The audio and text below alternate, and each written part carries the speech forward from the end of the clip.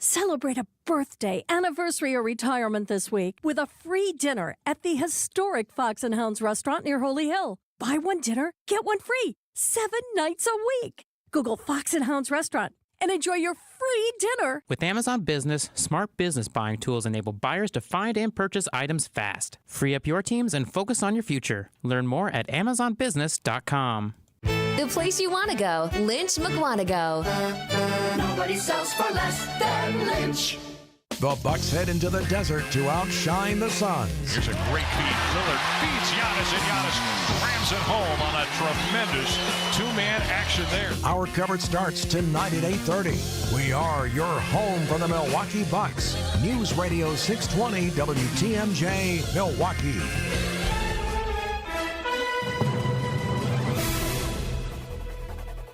It is 1 o'clock in Milwaukee today. AM flurries to the north, decreasing clouds and breezy. Wind gusts up to 35 miles per hour. We have a high today of 44. We'll dip down tonight to 29. From the WTMJ Breaking News Center, I'm Jessica Ty.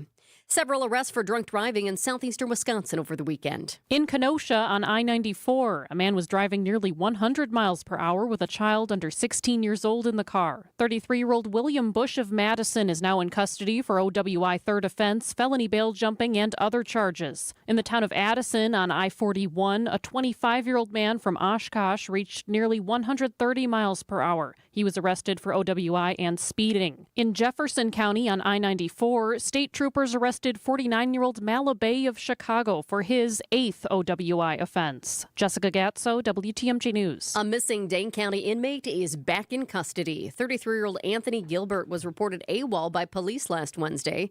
He's serving a sentence for obstructing justice and possession of meth. Gilbert was taken back into custody without incident.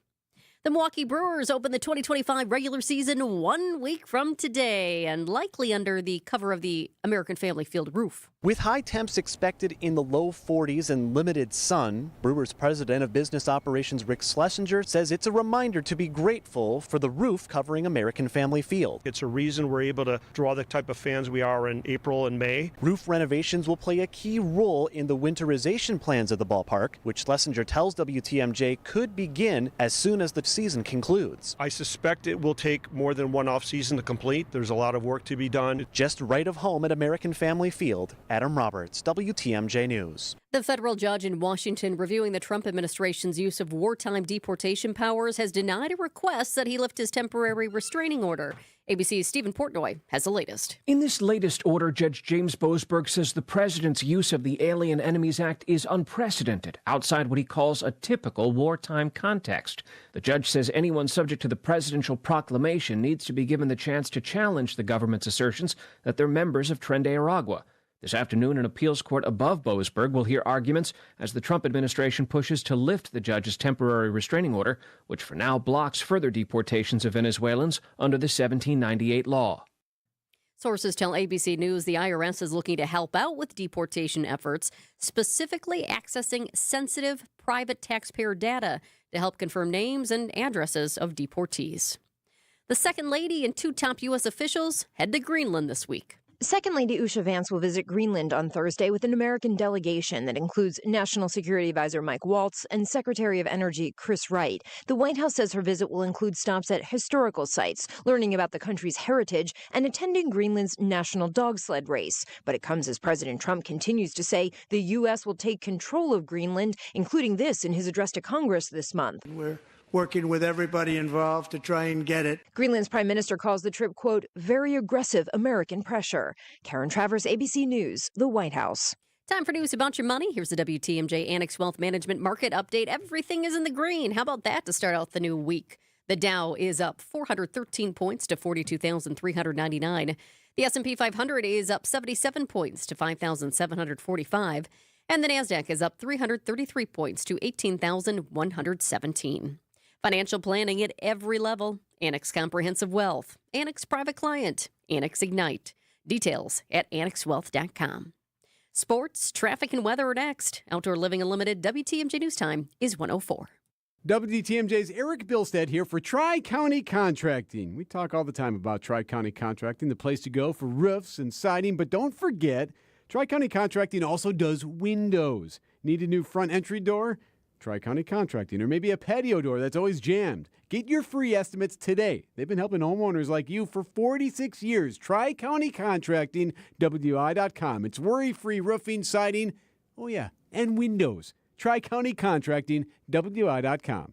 This March, Heiser Automotive Group is putting the pedal to the metal with our Accelerate Your Refund sales and service event. Tax season is the best time to upgrade your ride or take care of your current vehicle. And we're making it easier than ever to turn your tax refund into turbocharged buying power. Accelerate into a newer used vehicle or get essential repairs and maintenance done. Plus, with Heiser's exclusive Safe and Sound program, you can buy and service with confidence, convenience, and peace of mind.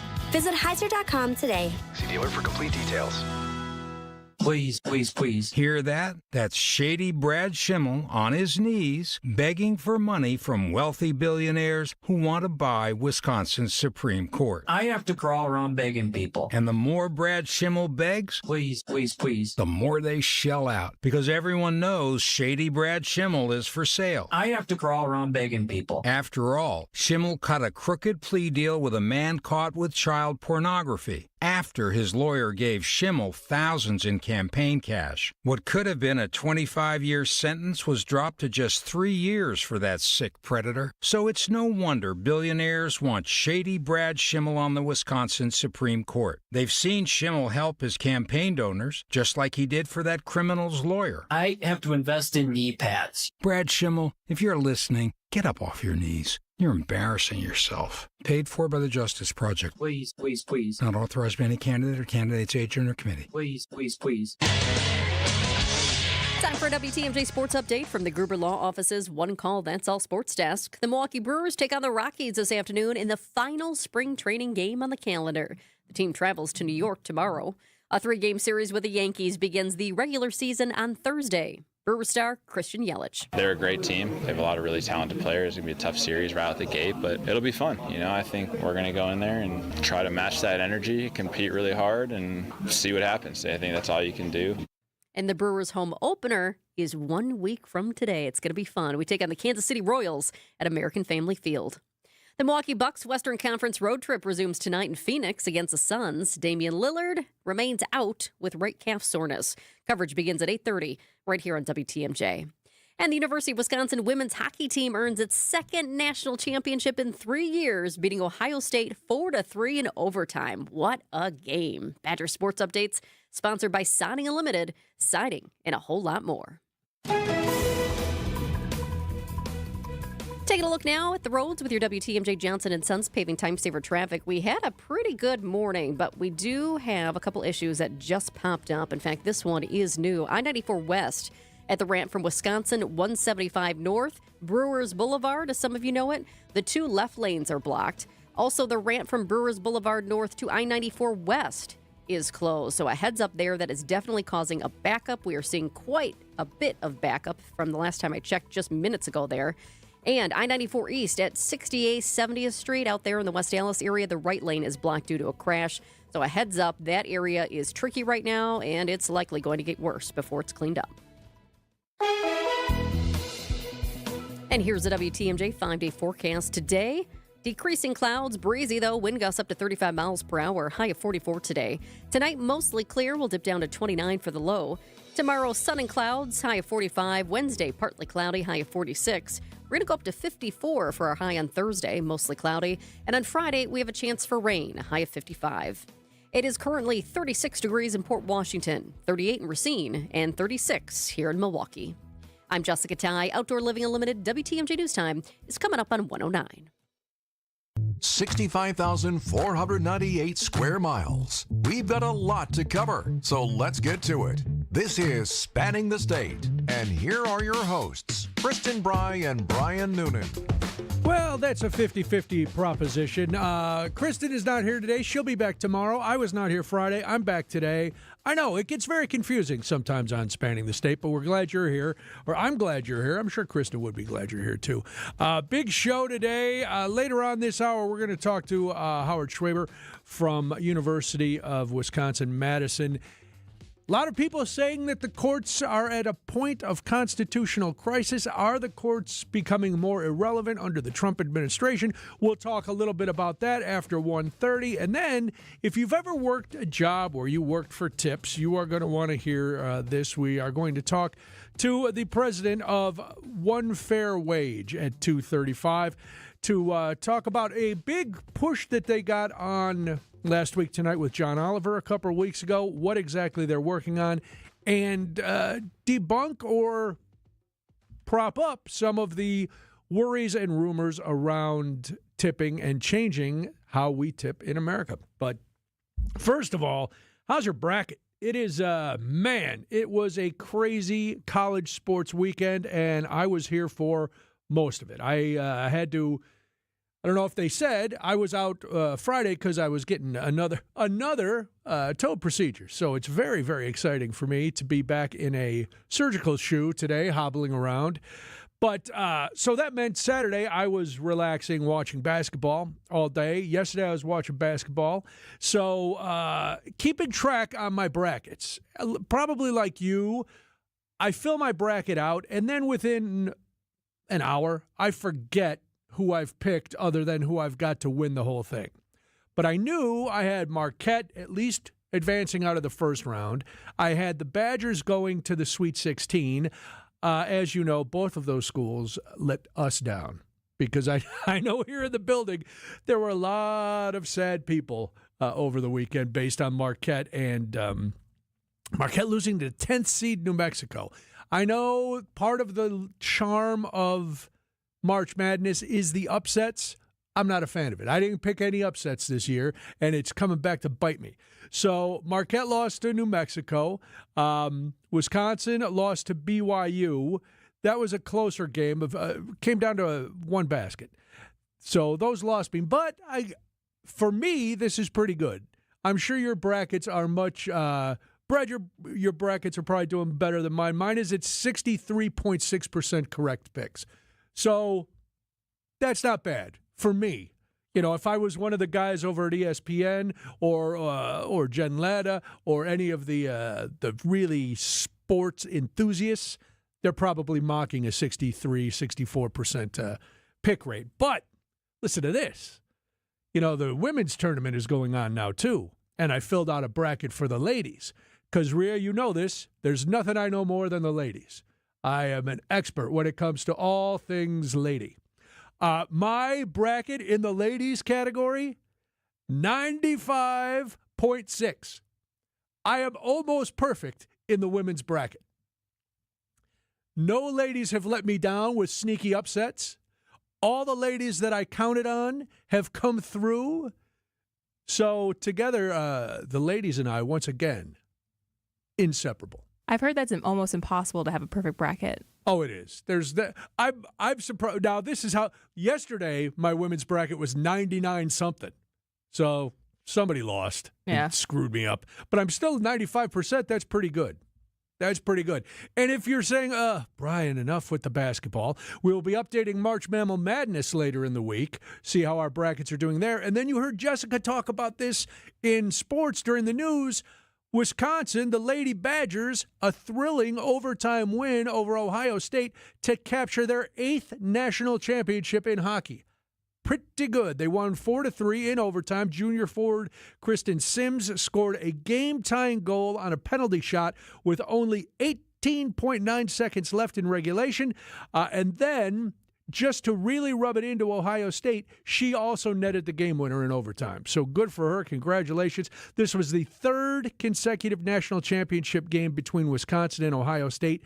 Each team had won one of the previous matchups, so now Wisconsin has the edge 2-1 in their matchups with Ohio State. So women's hockey, congratulations to the Badgers on that. All right.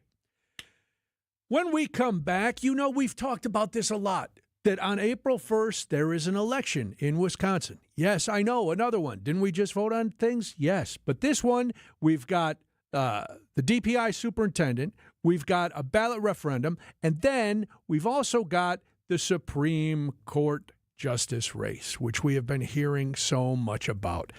Well, there's something that makes this election a little different than other Supreme Court elections, and that is the nationalization of it. So we're going to talk about that and who are you voting for? Are you voting for not the candidate, but are you voting for a candidate, or are you voting for or against a bigger situation? We'll get to all of that and more. It's Spanning the State.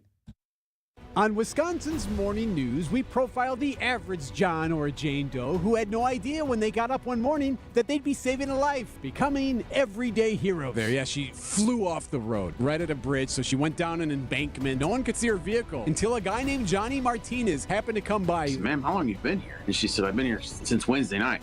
And I said, no, it's today's Tuesday. Everyday Hero, Thursdays at 6:40. Presented by Azura Memory Care and Assisted Living, transforming the culture of care. Hey, it's WTMJ's Brian Noonan here for Milwaukee Weight Loss. I know you're thinking, are you going to keep telling us about this? Yes, because I'm so excited. It's been 10 weeks since I started this weight loss and healthier living journey. I've already lost 47 pounds. Now, I'm only about halfway to my goal, but this is unbelievable progress. It is the secret to losing up to a pound of fat every day. The program is easy to follow. It's doctor developed.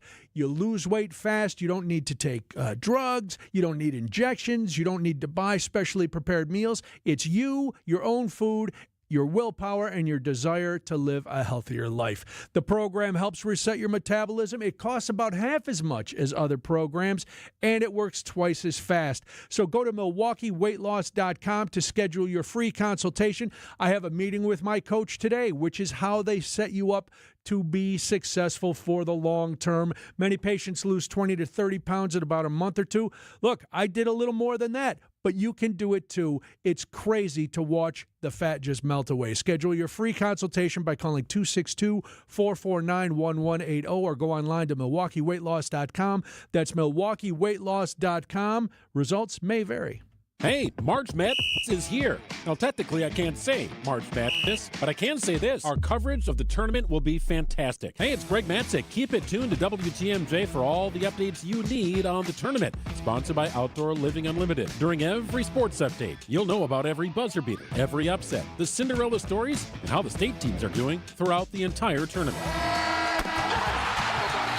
It's the college basketball tournament, not March Madness. Update sponsored by Outdoor Living Unlimited. You can't hide your lying eyes and your smile. It's Spanning the State. I'm Brian Noonan. Kristen will be back with us tomorrow. So I'm reading the Journal-Sentinel today, and I come across a piece by Craig Gilbert. It was a special to the Journal-Sentinel, and it was about the Supreme Court race here in Wisconsin, and you know the election is again coming up on April 1st. If you get a postcard that says April 11th, as we talked about the other day, set that on fire and curse the person who sent it to you. But April 1st is the Supreme Court election, and this election has gone into kind of uncharted territory. Now, we're used to outside money coming into Wisconsin elections. We're used to, especially since the last Supreme Court race, a lot of attention being on that race. We're used to Wisconsin getting a lot of attention during presidential and national campaigns because of its purple status. But this has turning into, and it has already become, the most expensive and partisan race in state history. It's the first time both sides have worked so hard to nationalize a spring judicial election. And what does that mean? Well, it means when you either vote absentee, when you go in early vote, when you go into the polling place, they're hoping that you will not so much vote for one of the two candidates, but vote for the party that's backing them. Are you voting for or against this administration? Are you voting for or against a Democratic justice being put on the court? That's the big question, and that's what makes this election so much different. So we know Elon Musk has donated a lot. He spent more than $12 million on this election, the biggest and most divisive super donor to ever be here. So we've talked to Steve Scafidi about this. We've talked to other people about this. Will there, and there's no way to know yet, but you can jump in anytime on the Siding Unlimited WTMJ Talk and Text line at 855-616-1620. Is your vote going to be anti-Elon Musk? Has he done enough to make you upset about this? Now, listen, there's money coming in on the Democratic side, too. We know George Soros-based money is coming in. But Elon, very divisive. So this is turning into, and it has become, based on the presidential election and Donald Trump's second term, we are, whether we want to admit it or not, the most polarized electorate that has ever been. So in Marquette's most recent Wisconsin poll, 90% of Republican voters had a positive view of Donald Trump. Won't surprise you then that 99% of Democratic voters had a negative view. That's the biggest partisan split that has ever been recorded in Marquette polls history. And that's 13 years they've been doing these polls. So what both sides are thinking is, because of that divisiveness, because of that nationalization, voter turnout is going to be key. And we talk about voter turnout always being key. And usually there's, low, distressingly low voter turnout. No matter what side you're on, you want more people coming out to vote. And that doesn't always happen. Now, we know that the last Supreme Court race, the turnout was high. And a lot of the reason was because of the, at that point, the recent overturning of Roe versus Wade and all of that. Well, now we've got other things happening. And so this has become what has been described as a two-track election. So on one level, there's a traditional judicial race, because that's really what we're doing. We're still in Wisconsin. We're voting for a Supreme Court justice that is going to make decisions based only in Wisconsin on the laws here and national laws that we have to follow in Wisconsin. That's what this person is going to do. We're not electing a Supreme Court justice to go to Washington and hear cases there. So it's still really a statewide local election. So there's that. And we should, I feel, be looking at the strengths and weaknesses of the candidates, not believing all the hot take political ads that we hear, not only here on WTMJ, but on the TV, anywhere. Take those with a grain of salt, because you've all heard. By the time you've become an adult, you've heard hundreds of thousands of political ads. And most of them are just attack ads. So you kind of roll with it. So we have that old school election where we should be just looking at the candidates and trying to decide who's going to do the job better based on whatever research you do, based on your gut feeling, all of that. But then there's another track. And it's based on this current administration. And it's partisan on steroids. One of the keys to this election is going to be how you feel about Elon Musk, and how you feel about all the money that's coming in. It might be how you feel about money in general. It might be how you feel about the president. But it's going to be up to both sides to get out the vote and get people moving. So both sides are out there. I don't know. Good luck. And don't be. All right, there's a couple things we're going to get to after. Just two more things on this. And then we're going to talk about the courts, because, I like to keep it light on a Monday. We've had a whole weekend. So we'll talk a little bit more about this, and then there's more. It's Spanning the State.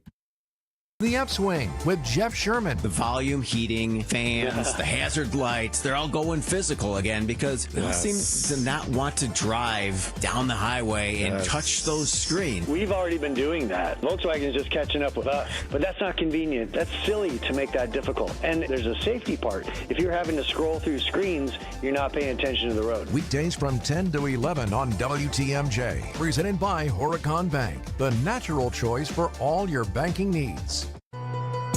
It's time for you and that diamond to come alive again. At the 4th annual Spring Ring Cleaning at Kessler's. Even if you have a good ultrasonic jewelry cleaner, it can't match the pressurized steam cleaning we do at Kessler's. Let us steam clean and polish your engagement ring. For free. I'm Joe Gerke, president of Kessler's, and we want to strip away all the soap scum that is making your diamond look dull. For free. And while we're doing it, we'll inspect the prongs on your ring to make sure your diamond isn't about to fall out. It's the 4th annual Spring Ring Cleaning at Kessler's. Here's another idea. Bring us anything you own that needs to be repaired, and we'll give you a price to make it like new again. And if you have some old jewelry you don't wear anymore, We can make something unique and wonderful out of it. unique in all the world. Welcome to Kessler's. To find the Kessler's nearest you, visit Kessler'sDiamonds.com. Hey, moms, dads, grandparents, what are your plans for spring break? WTMJ's John Mercure here. I've got a great idea for you. With no school this week, you need an outing. Take your kids, take your grandkids to the amazing Mine Shaft Restaurant and Entertainment Center in Hartford for hours of safe and super affordable fun. I used to take my daughters there all the time. My nieces and nephews, too. They loved it. I loved it. The Mine Shaft has a world-class game room, over 70 games, including the most popular and easiest games, even for the youngsters. Today through Thursday, kids 5 and under eat free from the kids' menu. Monday and Thursday, when you buy one pizza, your second pizza is always free. Wednesday and Friday, the all-you-can-eat fish fry is $7.99. What a value. The Mine Shaft will entertain your kids this week during spring break, especially your teenagers. Grandparents, spend time with your grandkids at the Mine Shaft. They're going to love it. Downtown Hartford and off the highway in Oshkosh. Just walk in. It's big food. It's big fun. It's incredible. It's the amazing Mine Shaft. Come on in and take advantage of Fleet Farm Member Appreciation Days, March 20th through the 26th. Fleet Rewards members can take an extra 10% off qualifying purchases, in-store and online. Not a member? Sign up to get your discount now. The extra 10% is our way of thanking you for being a loyal Fleet Rewards member. So stock up on everything you need during Member Appreciation Days, now through Wednesday, and enjoy even more savings at Fleet Farm. Some restrictions apply.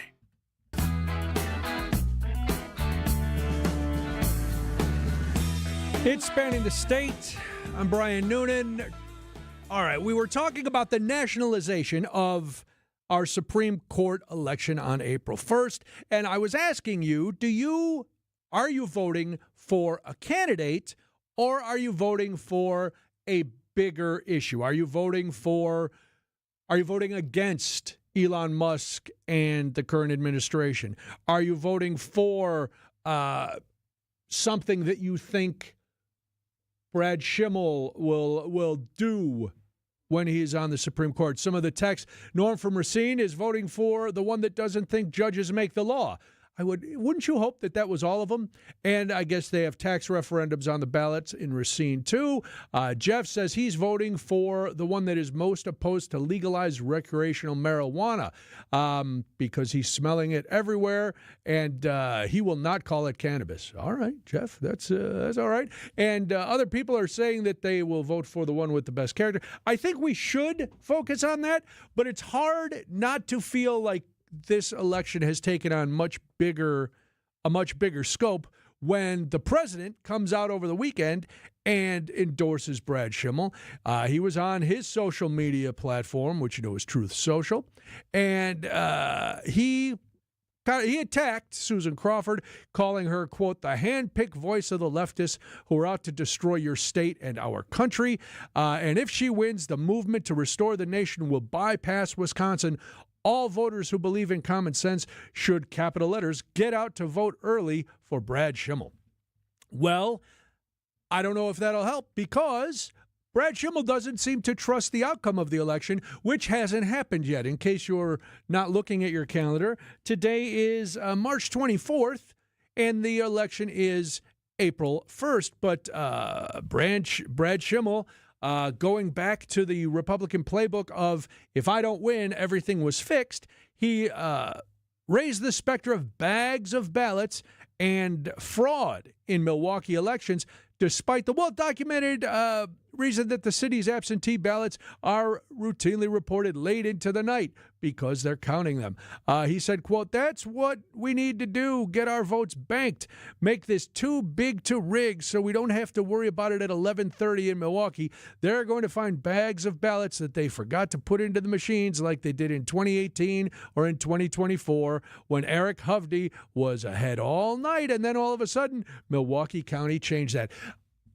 Is anybody else tired of this old song and dance that if I didn't win, it's because we cheated? But amazingly, when my side wins, everything is hunky-dory. Just do it and, well, whatever. You know the vote is, the election is April 1st. Get out and vote for whoever you want to vote for. Just go and vote.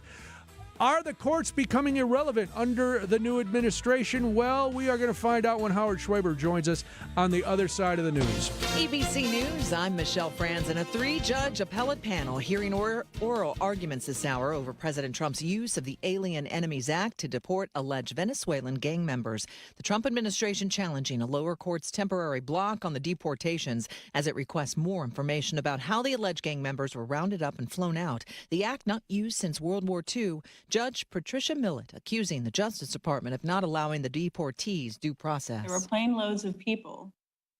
There were no procedures in place to notify people. Nazis got better treatment under the Alien Enemy Act than has happened here, where the proclamation required the promulgation of regulations, and they had hearing boards before people were removed. The DOJ disputing the judge's account. Fire crews in North Carolina working to gain ground on major wildfires burning across the state. Other areas of the country bracing for possible snow this week. This is ABC News. Outdoor Living Unlimited, WTMJ News Time is 1:31. I'm Jessica Ty. A drunk driver is recovering from serious injuries after a rollover crash in Beaver Dam. Officers found 47-year-old Francisco Madigo just after 3 a.m. Saturday on State Highway 33. He started to go off the road at a curve, overcorrected, and lost control of the car. The car rolled several times, and he was thrown out of it. Investigators say he was operating while intoxicated, speeding, driving more than 100 miles per hour, and not wearing a seatbelt. He was flown to the hospital for his injuries. A Dane County inmate attempted to take his own life on Sunday. The 42-year-old tried to strangle himself in his cell. Deputies intervened and took him to the hospital. We're told he does not have major injuries. And it's a sure sign of spring. A peregrine falcon laid its first egg of the season. It's at the Oak Creek Power Plant. We Energy says this is a first one for bird parents Essity and Joel. They'll take turns incubating that egg until the chick hatches in just a few weeks. You can see a photo of the red speckled egg and videos from the live nest boxes on our website right now, WTMJ.com. Time for news about your money. Here's the WTMJ Annex Wealth Management Market Update. Let's see if everything is still in the green. It is. The Dow is up 395 points to 42,381. S&P 500 is up 76 points to 5,744. And the NASDAQ is also up 339 points to 18,123. Financial planning at every level. Annex Comprehensive Wealth. Annex Private Client. Annex Ignite. Details at annexwealth.com. Take a look at the roads with your WTMJ Johnson & Sons paving time saver traffic. It is a bit of a mess out there this morning. It was good. Now we have 3 different incidents in the Milwaukee metro area to know about. The first one, I-94 West at the ramp from Wisconsin, 175 North. That's Brewers Boulevard. The 2 left lanes are blocked. Also, the ramp from Brewers Boulevard North to I-94 West is closed. And because of all this, we have quite the backup right around American Family Field. We also... I-94 East at 68 70th Street. That's over there in the West Dallas area. The right lane is blocked due to a crash there. Both of those involve trucks, so that's part of the problem, too. One is a semi. The other one's just a truck, it looks like. And then also, we've got one more, 41 894 North at the ramp from Oklahoma Avenue. Once again, 41 894 North at the ramp from Oklahoma Avenue. Left lane is blocked there because of a crash as well. Be careful. And here's your WTMJ 5-day forecast. Today, decreasing clouds, breezy. It's windy out there. Wind gusts up to 35 miles per hour. We have a high of 44 today. Tonight, mostly clear, low of 29. Tomorrow, sun and clouds from time to time, high of 45. Wednesday, partly cloudy with a high of 46. Thursday, mostly cloudy, but our high is going to be 54. And Friday, we have a chance for rain. Keep the umbrella handy, a high of 55. It is currently 38 degrees in Racine, 36 in Port Washington, and also 36 right here in Milwaukee. I'm Jessica Ty. Outdoor Living Unlimited. WTMJ News Time is 1:34. It's Gina Della. You've heard me define what makes Pella Windows and Doors different. Let me introduce you to the woman behind the billboards, commercials, and share my extraordinary journey of resilience, reinvention, and shattering glass ceilings every Saturday morning at 6:30 on 620 WTMJ and anywhere you stream podcasts for What's the Difference with Gina Della to discuss business coaching across all industries, featuring successful executives, entrepreneurs, and mentors along the way. This is a story you won't want to miss. With an ever-changing inventory, you never know what great bargains you're going to be able to find at St. Vincent de Paul thrift stores. It makes shopping fun because the best finds are the ones you had no idea you'd even come across. And when they're at thrift store prices, it feels good. And it feels even better to know you're helping us help others.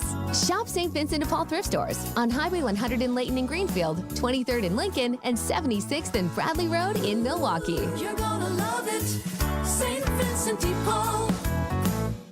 He's Donald Trump's right-hand man, Elon Musk. And now Musk is trying to buy Brad Schimmel a seat on the Wisconsin Supreme Court. Because Musk knows when you buy Schimmel, he'll do whatever you want. Like when Schimmel gave a plea deal to a man caught with child porn after the man's lawyer gave Schimmel thousands of dollars. And Schimmel will ban abortion with no exceptions for rape, incest, or the health of the mother. Deeply corrupt and totally extreme. That's the real Brad Schimmel. There's a better choice. I'm Judge Susan Crawford. As a former prosecutor and now as a judge, I've made sure rapists, murderers, and child predators were behind bars. Protecting your family and your most basic rights. That's Judge Susan Crawford. And I trust women to make their own healthcare decisions. Brad Schimmel doesn't, but I always will. So on April 1st, vote for Judge Susan Crawford, Supreme Court. Paid for by Susan Crawford for Wisconsin.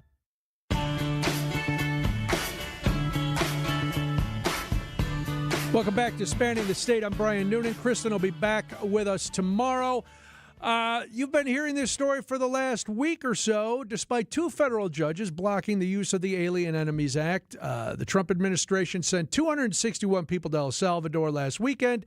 CBS News reported that 137 of those individuals were deported using the 18th century law, the Alien Enemies Act. Some legal experts have called it a new phase of rolling national constitutional crisis. The administration ignored the judge's orders and defied two different federal court orders. So the biggest one that we heard about, the first one, was U.S. District Judge James Boasberg. He explicitly told the Trump administration to turn the planes around before landing in El Salvador. The administration, as I mentioned, ignored his orders and actually defied those orders. I wanted to get some legal insight on what's been happening, not only in this case, but a lot of things happening with the judicial system. So I've turned to our favorite legal guest, Howard Schwaber, Professor Emeritus of Political Science and Legal Studies at UW-Madison. Howard, I'm sure, first of all, thanks for being here. I'm sure this is keeping you busy, all of these machinations of the court and the administration. Well, thank you for having me, and yeah, it kind of is. So we need to put the issue of the deportations into a slightly larger context. Okay. Which is the general strategy the Trump administration is using to challenge the judiciary. And it has several prongs, but the short version goes like this. First, there are a whole series of laws not involving deportation. Most of these are the issues involving things like firing federal employees. There are a whole series of laws in that area that the Trump administration is perfectly upfront about saying, yeah, we're defying those laws. We're breaking those laws. We're just not going to follow them. And their reasoning is, we don't think those laws are constitutional. We think they represent an unacceptable limitation on the discretion of the executive, the president. And we think that when these cases reach the U.S. Supreme Court, they will rule in our favor on those questions, and then this will all be okay. So that's category one, let's call it, the deliberate attempt to foment a constitutional challenge and a change in constitutional doctrine. In this case, one that's been in place for 90 years, so it's quite a long-standing set of precedents. The second category has to do with district court judges, and here the story gets a little more complicated. So there have been an enormous number of injunctions and orders from district court judges limiting the Trump administration's efforts to do various things that it wants to do. The simple reason for that, well, the Trump administration says the reason for that is that all these judges are partisan leftist Democrats, or in the words of President Trump, left-wing lunatics. Right. The judges themselves respond that no, the reason there are so many of these orders is that the Trump administration is doing so many things no one's ever tried to do before, some which seems so obviously illegal. Now, and Howard, let me jump in. Let me interrupt real quick. This is nothing new that federal district court judges, they did it to Obama, they did it to Biden, they do it routinely. But to your point, the amount is due to how much the Trump administration is putting out there. Well, that's the simplest explanation. It is absolutely true that district court judges, any district court judge, it's the lowest level of federal court, a trial court, has the authority to issue an injunction that tells the parties in front of it, stop doing X or Y, right? That's a simple power of any court. When that party is the federal government, the order by that lower court judge binds the entire national government. And for years, in fact, decades, conservatives and liberals alike have railed against this facet of our system. Listeners might recall during Obamacare and DACA, during the Obama administration, when those two issues were front and center, district court judges in places like Texas ordered the whole federal government to stop doing one or the other of those things until the matter could reach the U.S. Supreme Court and be determined finally. And that's where we are in a lot of these cases, but there's two additional pieces. And they're both, well, troubling, but also interesting. One, in a different context, specifically, people will remember Trump issued an executive order overturning birthright citizenship under the 14th Amendment. I know this is a lot to keep track of, but that's how they're playing this. Yes, exactly. No, it's coming fast and furious every day. It is. So if you remember that birthright citizenship controversy, that one is before the Supreme Court. And what's interesting is that the Trump administration didn't really spend a lot of time in its written arguments saying, oh, we should be allowed to do this. Oh, this is a good ruling. They used the opportunity to say, hey, Supreme Court, you should tell all district courts everywhere that they do not have the authority to issue a ruling that binds the whole federal government, which would be a radical change, but it's one that the Trump administration is seeking. And as I said before, it's one that both Democrats and Republicans have wanted in previous cases. So why has it never gone through in previous administrations and previous cases? Well, because courts are very jealous of their authority, and the Supreme Court thinks of itself as part of the court system. You know, we have a system of checks and balances. We have a basic principle that no one, including the executive branch, is above the law. And we have a basic principle that it's up to courts to interpret what the law is. So, you know, the logic of that kind of just follows that the federal government is another party in a lawsuit just like anybody else and doesn't have special prerogatives that make it different under the law or the Constitution. The new argument from the Trump administration is exactly that because of the nature of the executive branch, uniquely, it should be exempted from rulings by trial courts. And in the past, courts have never had any sympathy for arguments of that kind. And frankly, people haven't really had the audacity to make them because it's such an extreme argument. Right. One of the things that's characteristic of the Trump administration, aside from the things that it does, the legal arguments that it raises are frequently, indeed consistently, arguments that are as recently as a couple of years ago would have been considered fringe. But now they're considered just everyday occurrences? So this is where we get to the thing that's troubling. Yeah.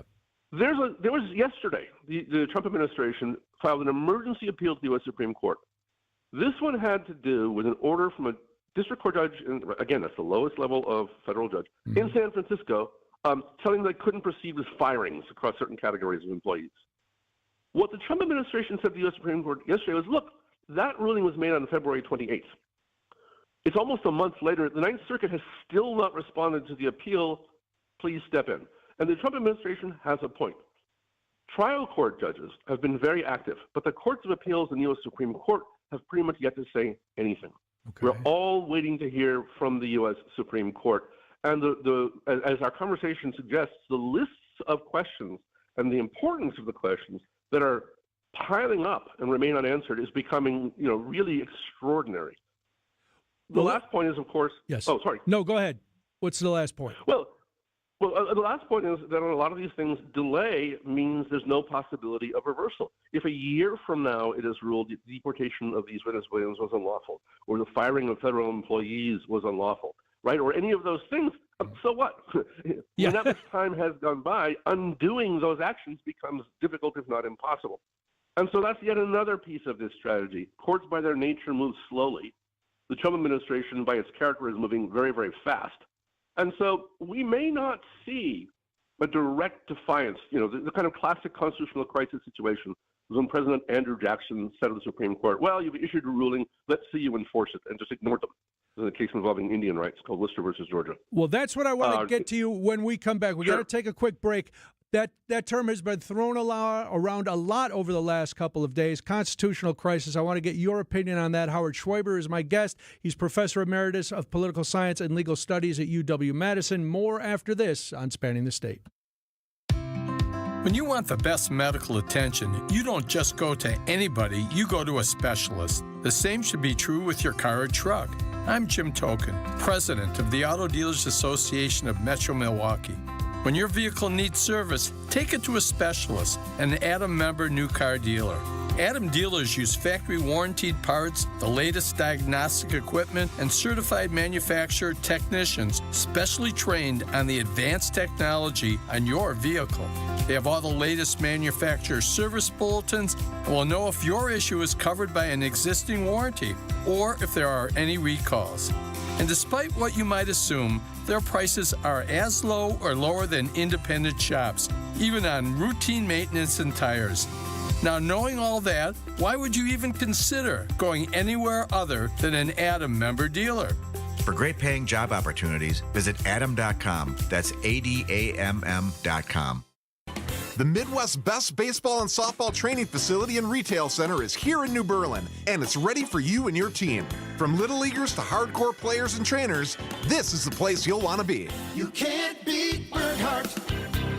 Football fans, Verizon is giving you the chance to win the ultimate draft experience with the Road to the Draft sweepstakes. 10 lucky winners will win tickets to the first day of the 2025 draft in Green Bay, including round-trip car service from Milwaukee, hotel accommodations, plus access to the Verizon viewing zone. Don't miss your chance to win the ultimate draft experience powered by Verizon. Hurry to select Wisconsin Verizon locations to enter by April 13th. No purchase necessary to enter. Must be legal U.S. resident of Wisconsin or Illinois, age 21 years or older to enter. Void where prohibited. For official rules and full details, visit www.espnwisconsincontest.com. Imagine waking up to the updated kitchen or bathroom of your dreams. J&J Contractors is your preferred partner in all your home renovation needs. They can transform your kitchen with beautiful new floors, custom cabinetry, and more. Dreaming of a spa-like oasis with custom tile work and fixtures? J&J Contractors will design a bathroom that leaves you feeling relaxed and rejuvenated. For your free consultation, just search online, J&J Contractors, or call 414-423-9200. J&J Contractors. Welcome home.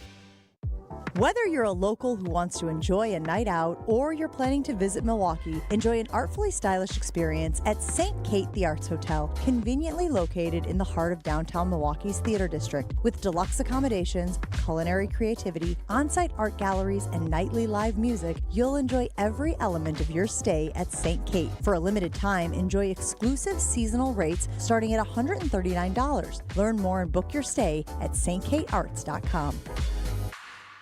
AccuNet Mortgage is an equal housing lender. NMLSConsumerAccess.org, number 255368. At Wisconsin's own AccuNet Mortgage, our closing costs are typically $1,000 to $3,000 less than the banks or the mortgage guys with the Rocket for exactly the same rate. Find out how much you can save at ACCUNET.com. Find furniture for life from Ken Michaels Furniture in Brookfield, Greenfield, or downtown Milwaukee.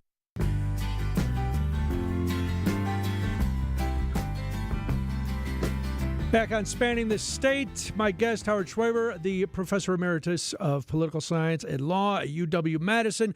All right, Howard, so over the weekend, a lot of stories coming out, a lot of people on the Sunday morning shows tossing around the term constitutional crisis. How do you describe a constitutional crisis, and are we there yet?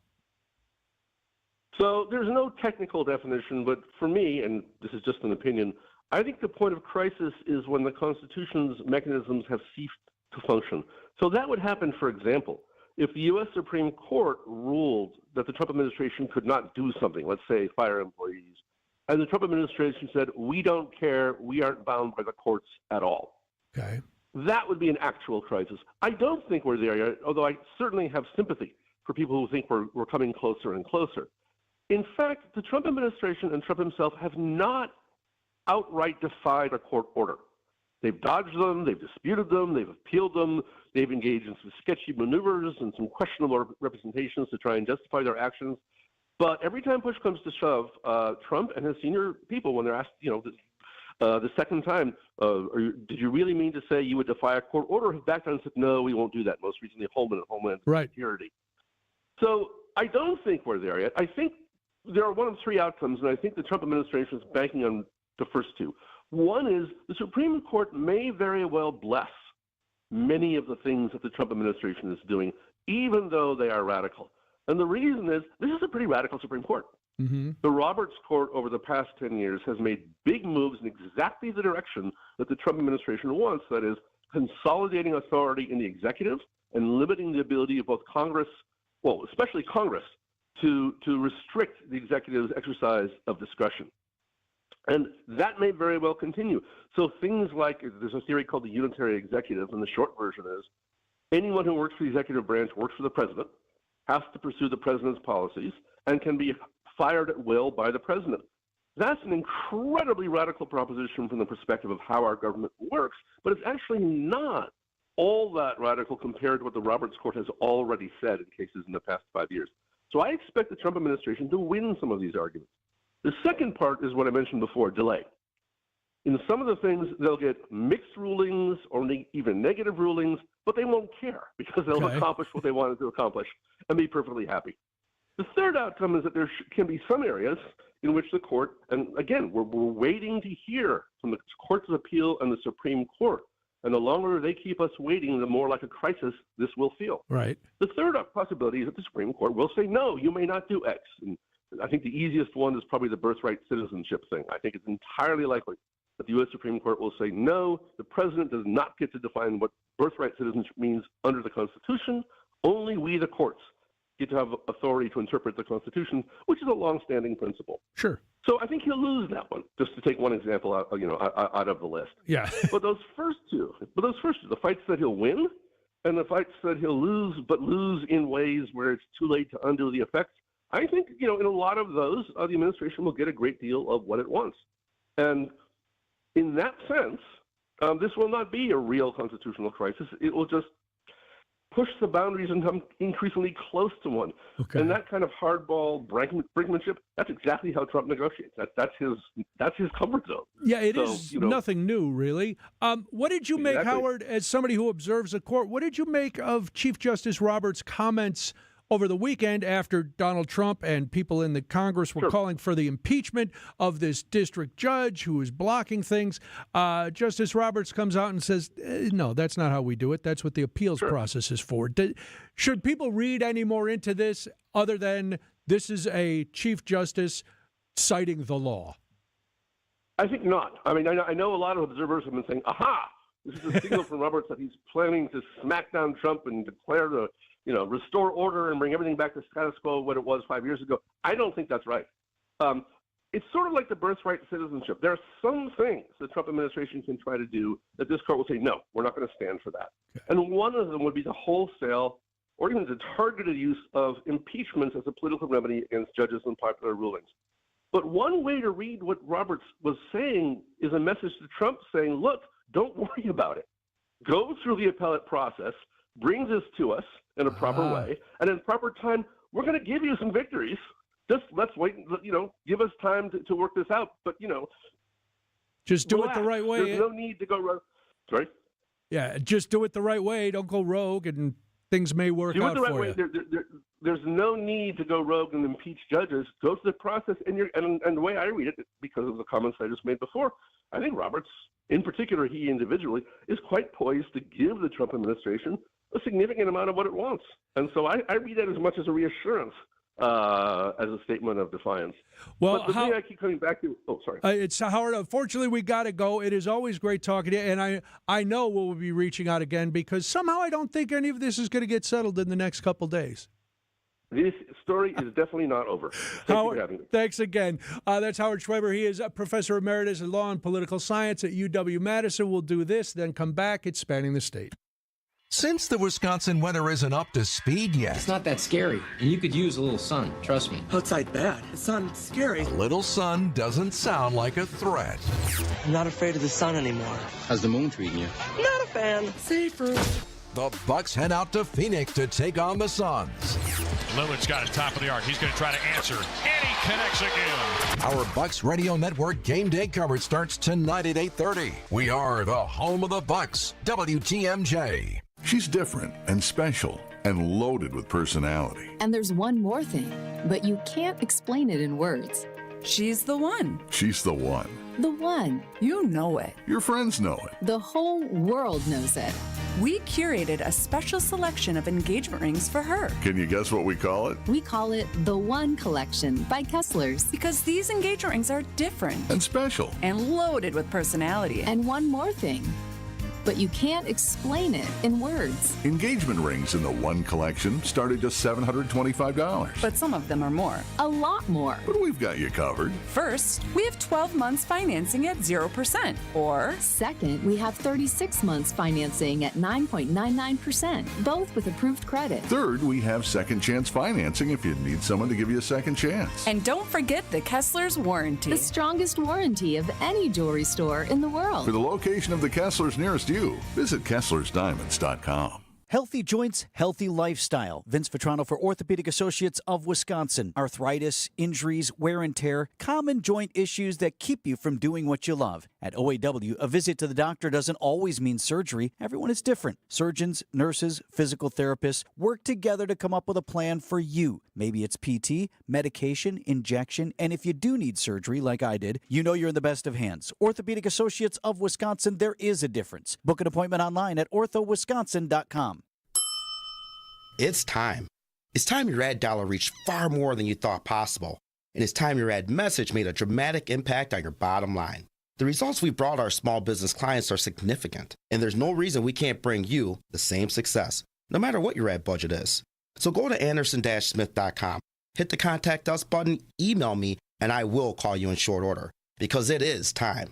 Anderson-Smith.com. We help small business advertisers get better results.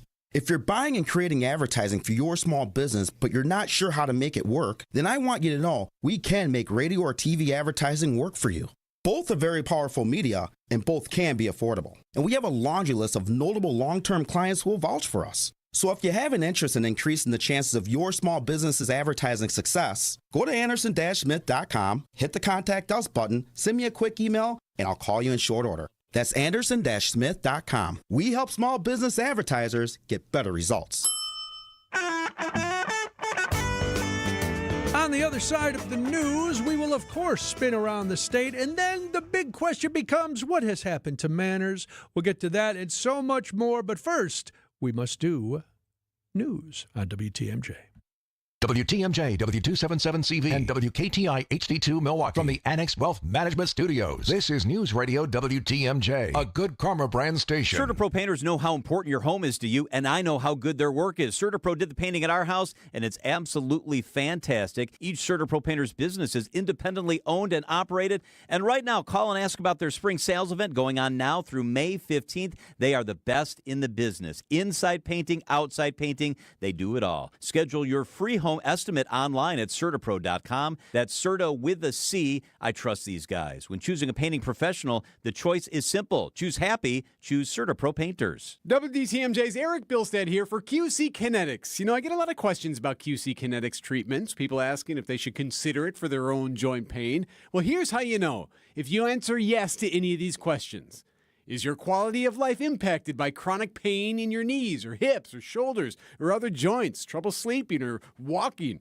Do you want to avoid surgery, a long recovery, and uncertainty that comes with it? And most importantly, do you miss doing the things you love because joint pain is holding you back? If you answered yes to any of these questions, don't wait. Call now. Call QC Kinetics and ask for your free consultation and learn how the latest advances in regenerative medicine can help you get lasting relief. No drugs, no surgery, no downtime. 414-285-3474. Call QC Kinetics today for your free consultation. 414-285-3474. That's 414-285-3474. Call QC Kinetics today. Please, please, please. Hear that? That's Shady Brad Schimmel on his knees begging for money from wealthy billionaires who want to buy Wisconsin's Supreme Court. I have to crawl around begging people. And the more Brad Schimmel begs, please, please, please, the more they shell out. Because everyone knows Shady Brad Schimmel is for sale. I have to crawl around begging people. After all, Schimmel cut a crooked plea deal with a man caught with child pornography after his lawyer gave Schimmel thousands in campaign cash. What could have been a 25-year sentence was dropped to just 3 years for that sick predator. So it's no wonder billionaires want Shady Brad Schimmel on the Wisconsin Supreme Court. They've seen Schimmel help his campaign donors, just like he did for that criminal's lawyer. I have to invest in knee pads. Brad Schimmel, if you're listening, get up off your knees. You're embarrassing yourself. Paid for by the Justice Project. Please, please, please. Not authorized by any candidate or candidate's agent or committee. Please, please, please. Come on in and take advantage of Fleet Farm Member Appreciation Days, March 20th through the 26th. Fleet Rewards members can take an extra 10% off qualifying purchases, in-store and online. Not a member? Sign up to get your discount now. The extra 10% is our way of thanking you for being a loyal Fleet Rewards member. So stock up on everything you need during Member Appreciation Days, now through Wednesday, and enjoy even more savings at Fleet Farm. Some restrictions apply. The Bucks head into the desert to outshine the Suns. Here's a great feed. Lillard feeds Giannis, and Giannis crams it home on a tremendous two-man action there. Our coverage starts tonight at 8:30. We are your home for the Milwaukee Bucks. News Radio 620 WTMJ, Milwaukee.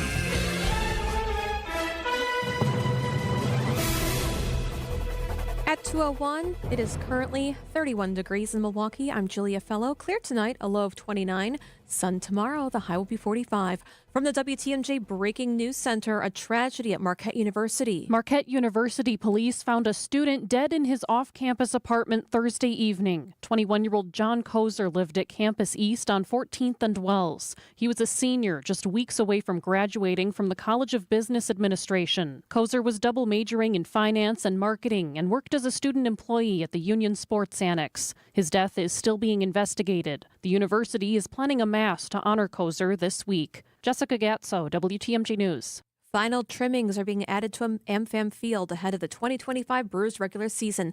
They're also planning for the ballpark's future use outside of baseball. Work continues prepping American Family Field for next Monday's Brewers home opener against the Royals. With plans for possible winterization set to commence after this season, Stadium District Board Chair Jenny Dye tells WTMJ her team has taken into account economic uncertainty when it comes to construction. I think we've done the best job that we can to make sure that we're putting the Stadium District in a strong position to be able to weather the uncertainty by planning for it in advance. On the first baseline at American Family Field, Adam Roberts, WTMJ News. Federal judge reviewing the Trump administration's use of wartime deportation powers denied a request to lift his temporary restraining order. ABC's Stephen Portnoy. In this latest order, Judge James Boasberg says the president's use of the Alien Enemies Act is unprecedented, outside what he calls a typical wartime context.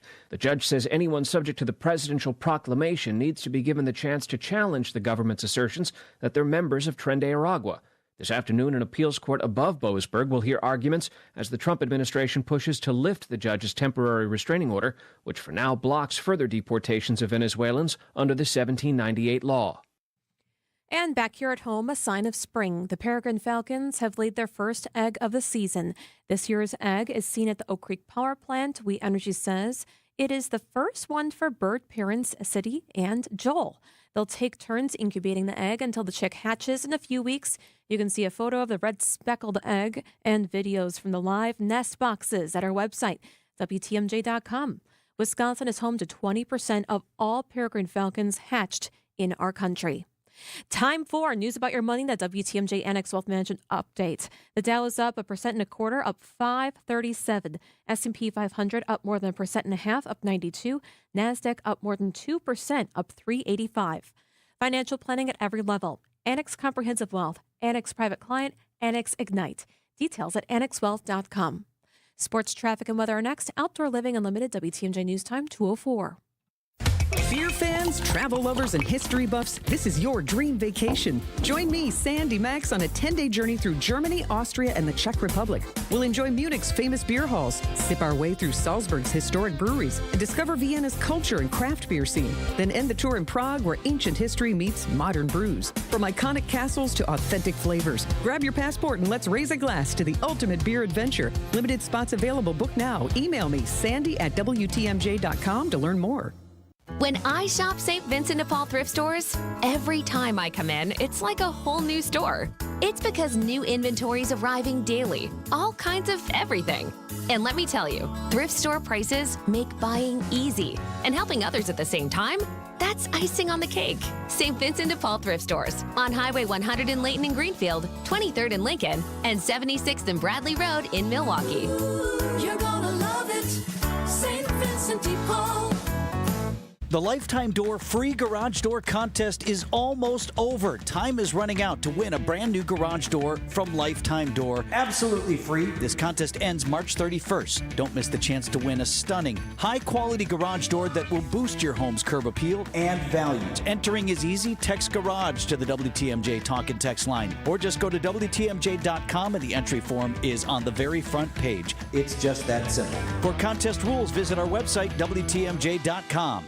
This March, Heiser Automotive Group is putting the pedal to the metal with our Accelerate Your Refund sales and service event. Tax season is the best time to upgrade your ride or take care of your current vehicle. And we're making it easier than ever to turn your tax refund into turbocharged buying power. Accelerate into a newer used vehicle or get essential repairs and maintenance done. Plus, with Heiser's exclusive Safe and Sound program, you can buy and service with confidence, convenience, and peace of mind. Visit Heiser.com today. See dealer for complete details. Time for a WTMJ sports update from the Gruber Law Office's One Call That's All sports desk. Brewers take on the Rockies in a matter of minutes. It's the final spring training game. It begins in less than 5 minutes at 2:10. The team will plan to travel to New York on Tuesday. 3-game series with the Yankees begins the regular season Thursday. Christian Yelich finished the spring hitting. They're a great team. They have a lot of really talented players. It's going to be a tough series right out the gate, but it'll be fun. I think we're going to go in there and try to match that energy, compete really hard, and see what happens. I think that's all you can do. Brewers home opener will be played 1 week from today against the Royals at American Family Field. Your Bucks Western Conference road trip resumes tonight in Phoenix against the Suns. Damian Lillard remains out with right calf soreness. Coverage begins at 8:30 right here on WTMJ. And the University of Wisconsin women's hockey team earns its second national championship in 3 years, beating Ohio State 4-3 in overtime. Let's take a look at your road to the WTMJ Johnson & Sons paving time saver traffic. The exit to Silver Spring Drive from 4145 North, it's closed right now because there's a really bad crash. The intersection there, you see huge crash involving several cars. Also, 94 East at 70th Street, the right shoulder is blocked because of a crash.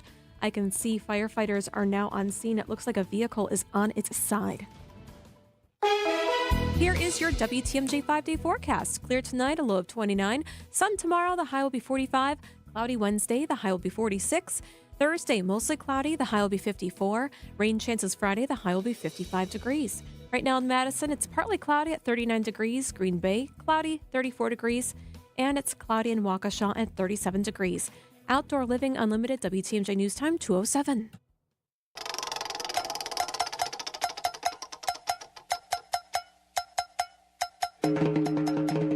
It's time to take a spin around Wisconsin and find stories you might have missed. Here's Spinning the State on Spanning the State with Kristen Bry and Brian Noonan. Yes, it is Spinning the State. This exciting news, Rhea. I just got texted the Defense Department plans for war in Yemen. Just, if you think I'm joking, this is a story I'm sure they will be covering this afternoon on Wisconsin's Afternoon News. A the editor-in-chief of The Atlantic was included in a text from the Defense Department. They are confirming that they were authentic. Somebody screwed up, and so we got that going for us. But in the meantime, let's spin the wheel and see what's happening closer to home.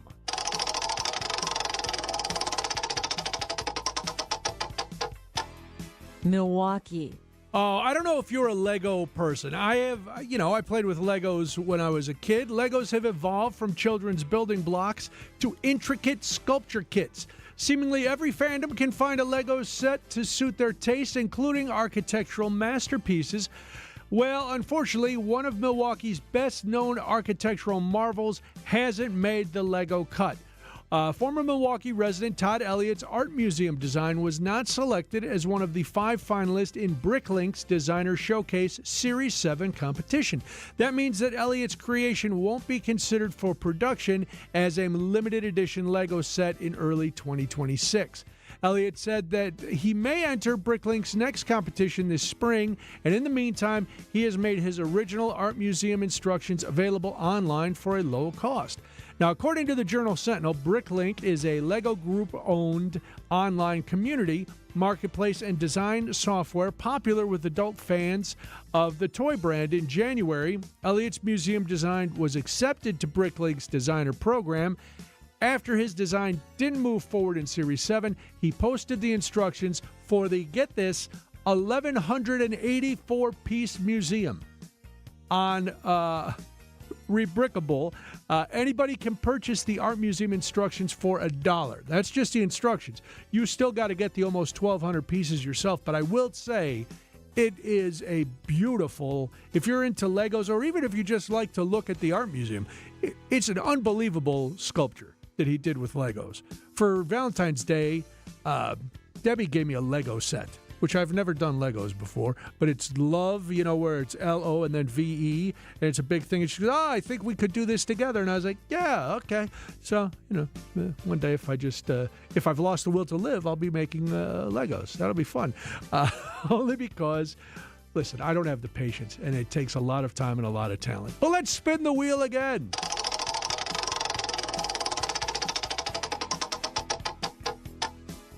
Racine. All right, Rhea, your hometown. You may have heard some version of the saying, nothing good happens after midnight. Well, apparently the city of Racine heard that, and it's adapted a version for themselves. Because of public safety concerns, food trucks operating in the city of Racine are now legally required to close at 1 a.m., following weeks of discussion with alders and police. The Common Council approved an ordinance prohibiting food trucks from operating between 1 and 6 a.m., I can't say that that's a bad thing. It amended, though, from an original proposal from midnight to 6. So they gave the food trucks an extra hour. I think that's good, but who am I? The Journal Times reports that until now, the city didn't have an ordinance regulating operating hours for mobile food establishments, which the city attorney's office said could cause safety issues. You think? Racine's assistant city attorney said many food trucks stay open past bar closing hours of 2 a.m. on the weeknights and 2:30 on the weekends. They operate in parking lots or in the public right-of-way with no indoor dining for customers. Yeah, they're trucks. Large crowds gather in these areas immediately after the bars close, and it leads to a host of public safety concerns, which all seems to make sense. But it also, I would argue, if I were a food truck owner, that's when people are coming out and willing to buy a lot of food because they've been liquoring it up. So I guess, Rhea, and I don't know if you go out in Racine to do a little tipping a few back, I guess everybody in Racine has to decide, do we drink an hour longer or do we go get our food? I don't think they have the food trucks near the going out spots. Oh, it says they're near the bars. I haven't seen them, but I also haven't been out in Racine for a while. Yeah, so. You got to stay out late. Some good food trucks. Racine has some of the best food, to be honest. Do they really? Oh, yeah. Wow. All right. I love a good food truck. I think, so they only have to shut down from 1 to 6. So that's good. All right. We have one more. Where are we going?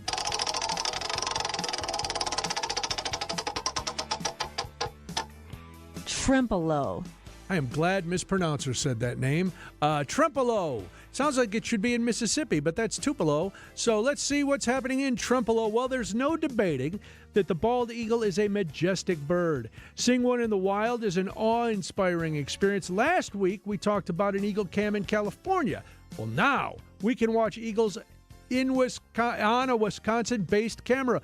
The village of Trempealeau, along the Mississippi River, 2 bald eagles have built a nest resting about 70 feet up in a white pine. This once endangered species has made a remarkable comeback in Wisconsin. Recently, the Raptor Resource Project began sharing this pair of nesting eagles with the masses. On a publicly available webcam, people can view these 2 eagles nesting, laying eggs, and soon, hopefully, watch baby eagles emerge from their shells as hatching season is early spring.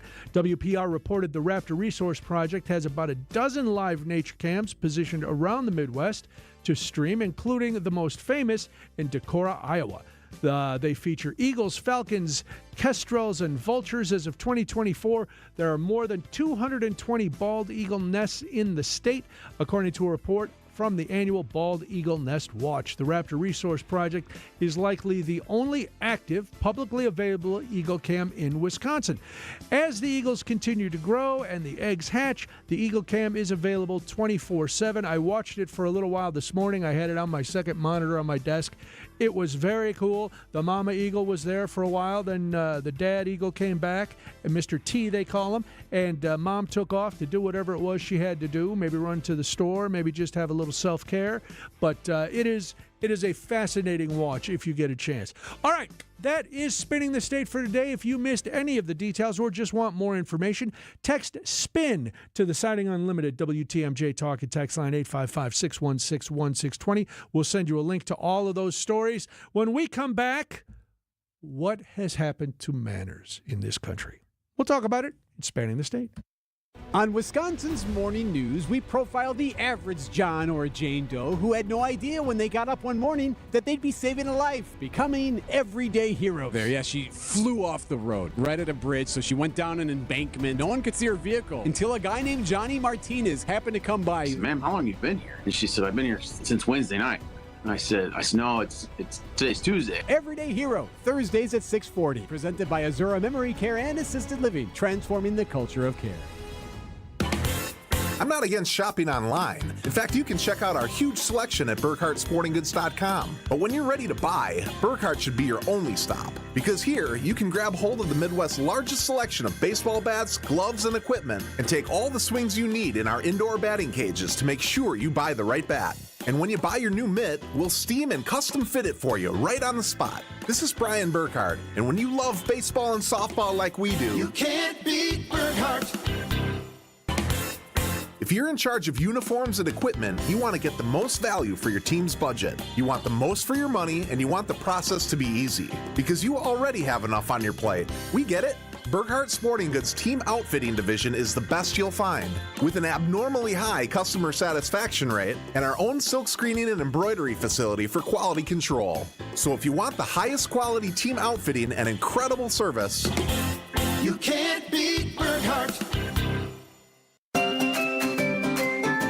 Is outdoor living limited at your place? Well, imagine a deck, a patio, pergola, fire pit, maybe even an outdoor kitchen in your yard. Outdoor Living Unlimited is a local, family-owned company that consults, designs, and builds these things. They're the best. Let them make outdoor living unlimited in your yard like they did in ours. We are Wisconsin. We live outdoors as much as possible. Make the most of it with help from Outdoor Living Unlimited. See OutdoorLivingUnlimited.com.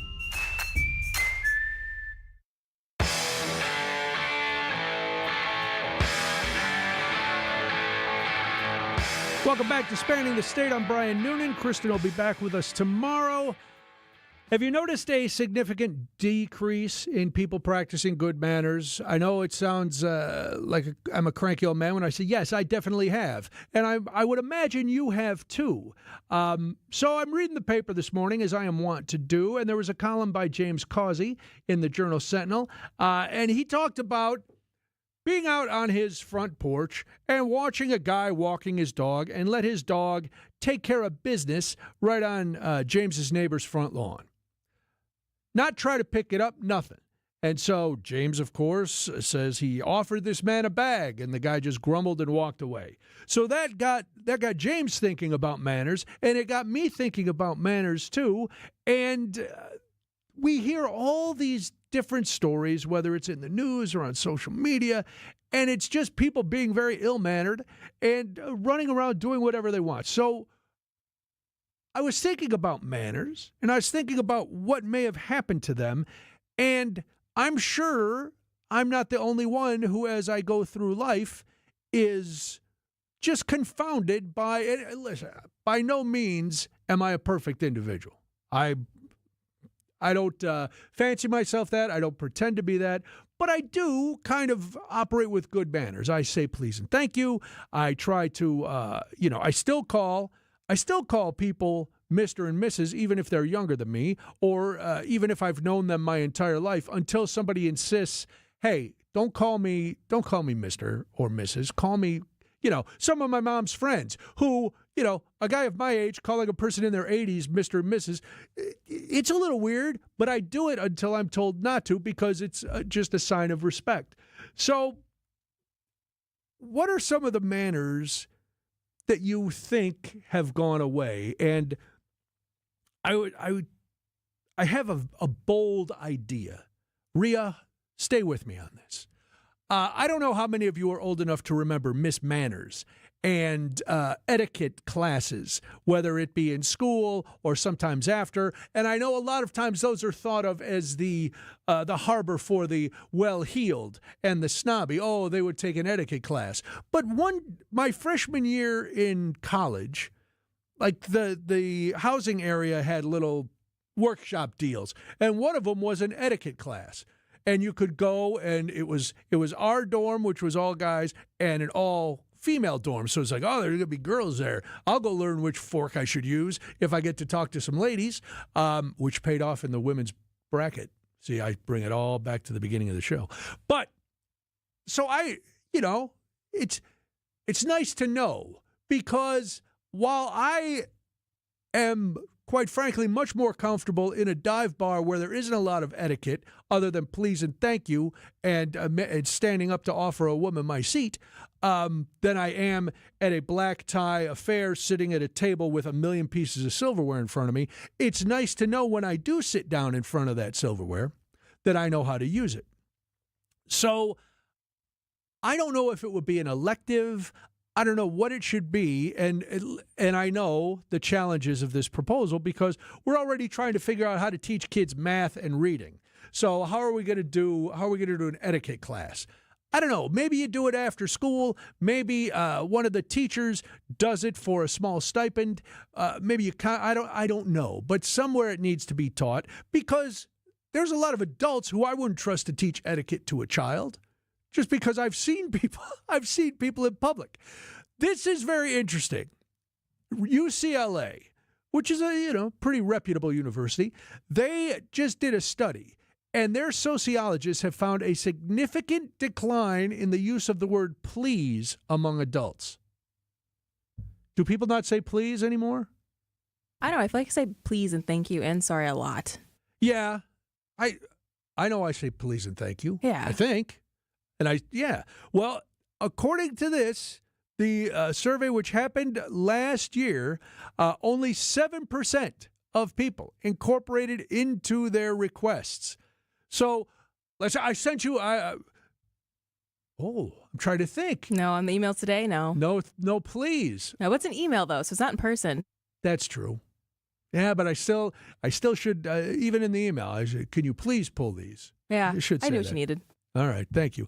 Well, the UCLA found that people say please much less often than expected and mostly when they expect a no response. So I knew you were going to do it. So, right. So I guess I didn't feel the need to say please, which I should have done. I apologize for that. People use please when making requests to friends and coworkers. Especially when they think the other person might not want to help. So then it's disingenuous because then I'm only saying it to butter you up. If I think, Rhea's not going to do this, I better put on my best manner hat and say, would you please, if I ask real nice, pretty please with sugar on top? That seems more disingenuous to me. I mean, I would still do it. It's my job. I would do it anyways. I got to do it. I don't care what you say. I just I'll do it and leave me alone after that. Just send me the email and leave me alone. So that I found odd. But the study also revealed that manners have deteriorated. That's why some people are tossing trash out. That infuriates me. If I'm behind a car and all of a sudden their McDonald's bag comes out and lands on the street, I judge you harshly. And let me be, as a dog owner who has owned dogs for over 30 years, if you don't pick up after your dogs, you better hope I don't know where you live, because I'm not going to do anything to you, but I might re-gift your dog's gift. You've been said to do that before. Yes, you can, leave it on their porch or back on their lawn. That's crazy. Well, it's theirs. That's true. Here is the etiquette question that has garnered me a lot of upsetment over the years. I always pick up after my dogs. But if I'm walking around, and especially my dogs get very excited at the beginning of the walk, so their business tends to take place very early in our sojourn. I tie up the bag, and all the garbage cans in our neighborhood are in the alley. And I just toss it in a garbage can. Bagged up, sealed up. People find that unbelievably repugnant. People tell me I'm an animal for doing it. It's just weird. I mean, I get it, because then it's gone and it's not in the trash. And we talked about this earlier, that it's... What's weirder, though, me carrying it around for a half hour in a bag like I'm going to play hacky sack with it? Well, yes and no, because if it's not your trash, I feel like trash is like one of the most personal things someone has that you don't really realize. So, I don't want someone digging around in my trash. Well, I want to clarify. I'm not opening the can, checking it out, and going, what do they got in there? I'm opening the can and flipping that little bag in, floop, and then I'm on my way. So, if you come home, if I come home and there's dog poop in my trash, I'm gonna be a little annoyed. Whose dog poop is this? How would you know? I mean, it's in a bag. I mean, obviously you can kind of tell. You can smell it. It's garbage. See, this is where things get me crazy, because it's garbage. It inherently smells, and especially in the summer. What's the difference if I throw a couple ounces of doggy poop in there as opposed to all the other maggot-filled trash you got percolating in that garbage can? Have you ever had to go back in your trash to go grab something, though? That's what would irk my nerves. If I went back in my trash, I forgot this paper, I lost something, then there's someone's dog poop in there. It's in a bag. I'm not asking you to pick up a soft handful. This is true. It's in a bag. All right, so that's one that we'll debate forever. Another, I remember when swearing in public was frowned upon. And even me, a guy who works in profanity like an artisan, I would not swear in certain places just because it was base. But now people do it all the time. They yell at teachers. That was unheard of. I don't know. What can we do? Oh, here come the text. Put your poop in your own garbage. One, it's not my poop, so I'm not defiling your can personally. All right, let's do this. Then it'll be time for the news. When we're out in your town, come say hi to us as we broadcast live from the Pella Windows and Doors of Wisconsin mobile studio. Anytime you hear us when we're out on the road, you can find us live from our brand new mobile studio. Whether it be Summerfest, EAA, Opening Day, Air and Water Show, wherever we may be, you can see us on the radio, live from the Pella Windows and Doors of Wisconsin mobile studio. We are Wisconsin's radio station. Wisconsin's radio station. We are Wisconsin's radio station. We are Wisconsin's radio station. WTMJ. Millions of Americans take medicine like Ozempic and Zepbound. Many of them are overpaying by thousands of dollars a year. These GLP-1 medications for diabetes, weight loss, and more may not always be covered by your insurance, but GoodRx can help. GoodRx helps you save every month on prescriptions at over 70,000 pharmacies nationwide. Best of all, it's free to use. Check GoodRx to save on GLP-1s. Just go to GoodRx.com/GLP. That's GoodRx.com/GLP. GoodRx is not insurance, but can be used instead of insurance, including Medicare and other federal and state-funded programs. Febreze. Fabric Talk. Hello, my love. I am your living room carpet. I see everything. I feel everything. After a while, I smell like everything, including Sir Pickles, who you snuggle with while binging that dating show you can't stop watching. So, how about we freshen things up with Febreze Fabric Spray? Oh, and a big spray for my pals, couch and ottoman. Ah, yes, refreshing. Breathe happy, Febreze, la la la la la. This is Matt Meitner, owner of Sit Means Sit Dog Training. Do you find yourself talking to your dog but feel like she's not listening to you? Bella, sit! Are you constantly repeating yourself but she's not following your directions? Sit! Sit! Frustrating, isn't it? At Sit Means Sit Dog Training, we want to help you have a happy, confident, and obedient dog, and we also want to make the training process an enjoyable and worthwhile experience. Contact Sit Means Sit today to schedule a free consultation so we can create a customized training program so you are able to have the dog you want and deserve. Sit Means Sit Dog Training. Sorry, we don't train husbands, wives, or kids. A buck doesn't buy much unless you're spending it at Griffin. For just $1 over cost, you can buy brand new tires from us. This is Jim Griffin. Any major brand, $1 over our cost with free tire repair and lifetime rotation. We'll even show you the invoice to prove it. Our only requirements, we put them on for you. Buy one or the whole set. The dollar deal from Griffin. Milwaukee, Waukesha, Fort Atkinson, and Jefferson. Griffin. The buck stops here. The deals on tires don't. That's Griffin. Not combinable with other tire offers. Debbie Loziga here for Kohler Services. If you've been putting off your bath or shower remodel, now's the time to turn to Kohler Services. Family owned for 150 years, Kohler is your Wisconsin manufacturer providing care for life. This month only, get $1,000 off your Luckstone shower remodel and no payment financing until 2026. Visit KohlerServicesWI.com to request your free quote with fast professional installation always included. That's KohlerServicesWI.com. All right, one of the texters said, one matter that I think is kind of gone by the wayside is opening doors for your wife, like the car door. That's Rick from Norway. Rhea, you haven't had people open the car door for you? I haven't had it happen so long that my friend did it for me. We're on vacation. I almost yelled at him to get in the car. And he's like, I'm holding the door open for you. I was like, I'm so sorry. I'm trying to be chivalrous. Chivalry has no place here. What does have a place here is talking about one fair wage. But first, it's ABC News and local headlines on WTMJ. ABC News, I'm Michelle Franzen. During a cabinet meeting, President Trump announcing Hyundai is making a U.S. investment to build a steel plant in Louisiana in the coming years. The president also telling reporters he was not aware about a text chain between cabinet officials and the editor-in-chief from The Atlantic as they waged strikes on Yemen. The White House says the Signal message thread reported by The Atlantic's Jeffrey Goldberg sharing details of the planned strike on Houthi targets in Yemen this month, quote, appears to be authentic. Goldberg, the magazine's editor-in-chief, writes in his piece about how he was included on an encrypted chat with Trump cabinet officials and Vice President Vance. Trump National Security Council spokesman Brian Hughes says in a statement, quote, we are reviewing how an inadvertent number was added to the chain. ABC's Karen Travers. The United Nations says it will temporarily reduce its footprint in the Gaza Strip following last week's Israeli tank strike at the UN guest house in central Gaza that killed one UN staffer and also injured 5 others. This is ABC News.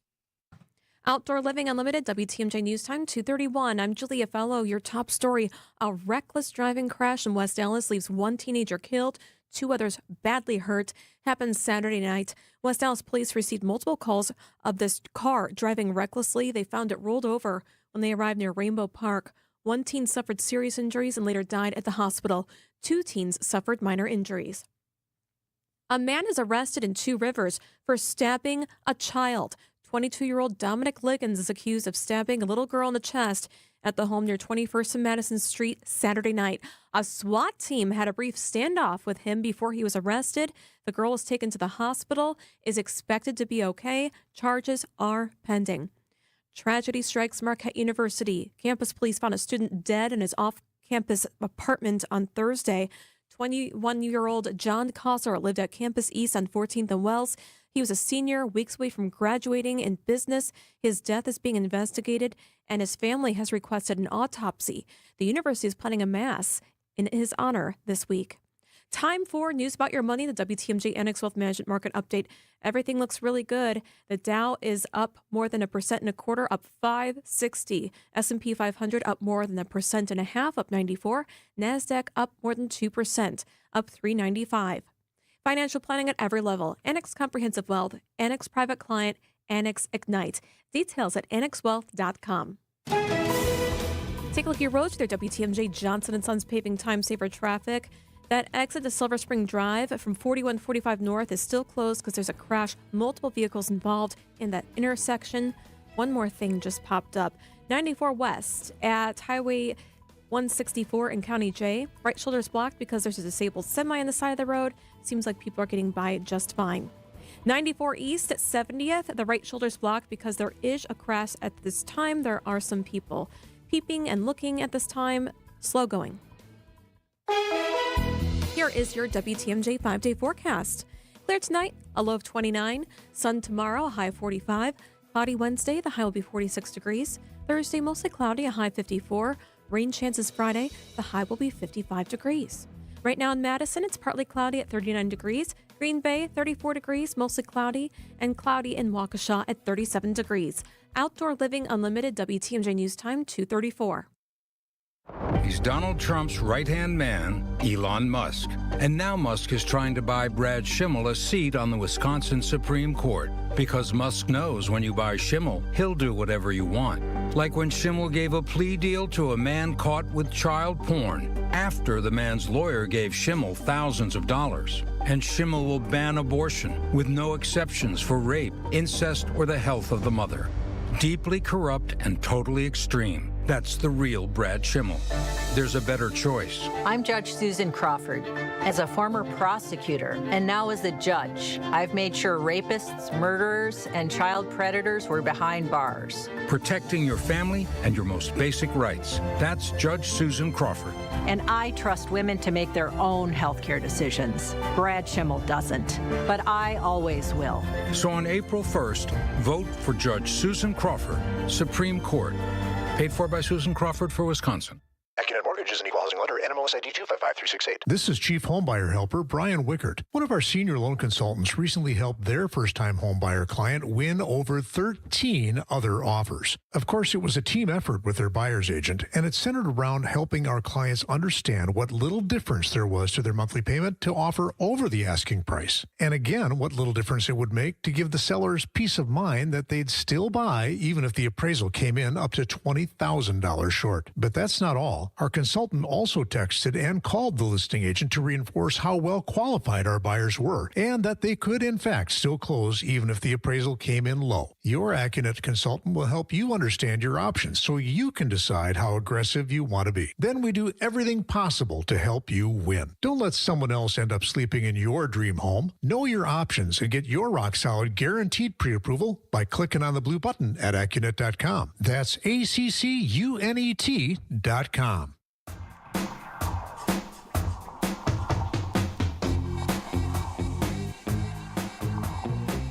Under federal law, workers can be classified as tipped workers if they receive just $30 a month in tips. And that distinction really matters. Because in most states, employers can legally pay tipped workers a much lower base wage, as these cartoon graphics will explain. Here's how it works. The federal minimum wage is $7.25 per hour, but if you're a tipped worker, it's $2.13 per hour, also referred to as the sub-minimum wage. Now, that was a term I had not heard of before I watched this episode of Last Week Tonight with John Oliver a couple weeks ago.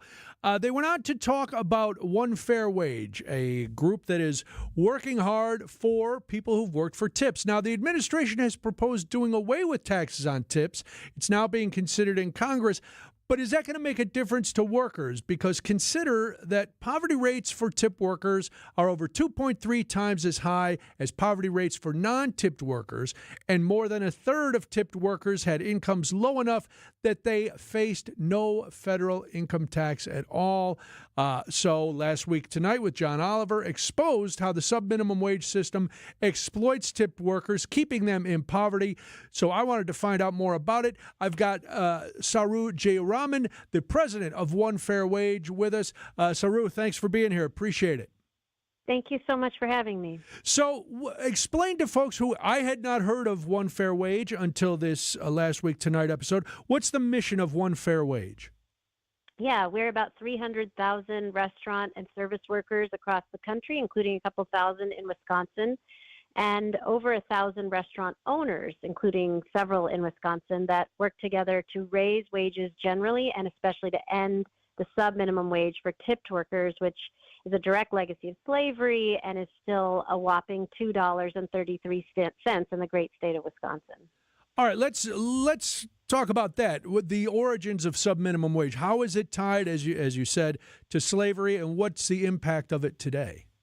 Yeah, so prior to emancipation, waiters in the United States got wages. The tipping was not prevalent at the time. Tipping actually started in Europe as an extra or bonus that aristocrats would give to servants, but always on top of a wage. Servants, even in feudal Europe, got actual full wages or salaries. Tips were always a bonus on top of that.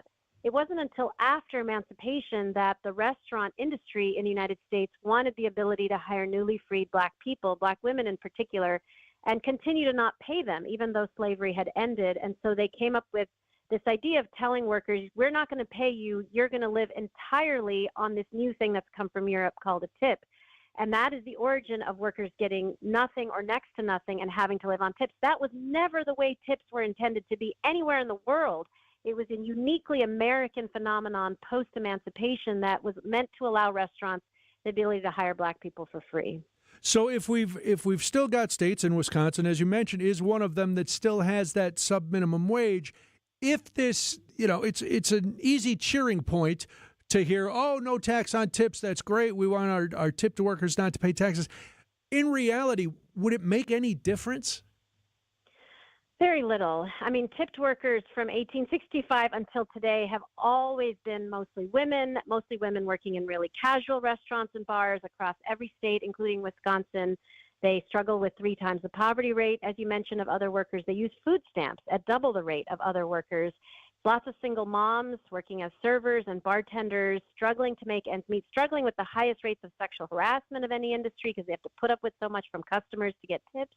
And so 2/3, our research shows 2/3 of tipped workers in America aren't even eligible, don't even earn enough to pay federal income tax. And so it's only going to matter to a small minority of workers who make a lot of money in tips, and good for them. But for the overwhelming majority of tipped workers, what they want, what they've been asking for decades, is a full livable minimum wage with their tips on top of that. Look, that is what happens right now in your neighboring state of Minnesota. Minnesota is one of 7 states that requires a full minimum wage with tips on top, and they have for decades. And the 7 states that have done this, including California and Oregon and Washington, Nevada, Minnesota, Montana, and Alaska, all have higher restaurant sales per capita than Wisconsin, higher job growth in the restaurant industry than Wisconsin, higher small business growth rates, and higher tipping. And that is because when these workers are paid well, guess what they do? They eat out more and they tip better because they know what it's like to live on tips. And so jobs are doing better in those states and tipping is higher. Well, I know that are the statistics. So what do you say then to the people? Because the other argument is, and it doesn't really bear out based on what you just said, but if a state does away with sub-minimum wage and the tipping is just either on top or in addition to a regular minimum wage, that people are going to say, well, I don't have to tip because they're already making their money. That doesn't hold water, does it? It doesn't. I mean, I'm sure many of your listeners have been to some of these states. You've been to Minnesota, Sure. You've been to California, you've been to Chicago, which passed this a few years ago. I mean, I'm sure your listeners didn't even know that those states did it differently and didn't tip differently. Even in Wisconsin, we are in touch with great restaurants in Wisconsin that are already paying a full minimum wage.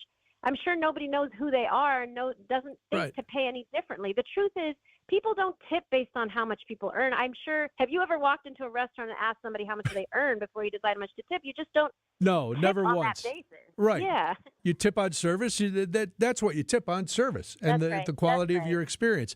Now, what about the other argument is, all right, well, what is this going to do to the restaurant owners who are already operating on slim margins in a lot of cases?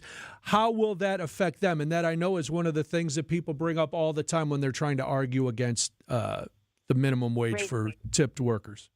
That's right. Well, our data shows, it's actually government data, it's not our data, that small business restaurants grow faster in Minnesota and California and the 7 states that have done this, and Chicago even.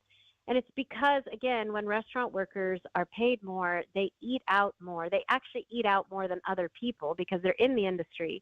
And they support the very businesses that, you know, are being asked to pay more. So paying people more is a virtuous cycle. Paying people more puts money in working people's pockets. Working people spend more in the economy than wealthy people, and so the business does better. And you don't have to take it from me. In fact, even the chains, Denny's and IHOP, in 2021, when this is being considered in Congress by Biden, actually they told their shareholders in 2021, we're going to be just fine because our businesses are growing faster in California than any other state because we pay our people 15 plus tips. And guess what happens? They bring their families to eat in our restaurants and our guest receipts are higher. It makes sense. Now, One Fair Wage has made the claim that the National Restaurant Association uses misinformation to keep the wages low. Can you explain that and how that works? Yeah. So in 2016, when Donald Trump was first elected president, his communications firm was called Mercury PR. The National Restaurant Association hired that firm because they were so impressed with Donald Trump's success that they hired that firm and started what they call an AstroTurf PAC, a fake grassroots PAC, fake grassroots essentially, called Save Our Tips, to go around and tell workers that their tips would go away if their wages go up, and that all the things you just said, businesses would fail. They've been fear-mongering for decades, when in fact they have admitted themselves, the National Restaurant Association, that doing this serves them better in the states that have already done it. So it's a lot of misinformation. It's a lot of fear. But the truth is that when you pay people better, they can afford to live. They support the economy. They support the business, and the business does better. And Saru, before I let you go, what's the 25 by 250 campaign that One Fair Wage is working on? Yeah, well, I think the election results from 2024 were very clear. Most Americans are concerned with the cost of living, and that is why we are winning this issue in cities and states across the country. Workers need to be paid enough to feed their families. So we've got bills and ballot measures moving in 25 states, half the country, to raise the wage to a full livable wage with tips on top, and we're winning it state by state. All right, very nice. Well, I appreciate the time, and I'm sure. How did you guys react when you heard that John Oliver was including you in the big piece? Yeah, so we actually provided them with a ton of research and information and data. We were extremely excited that he had uplifted this.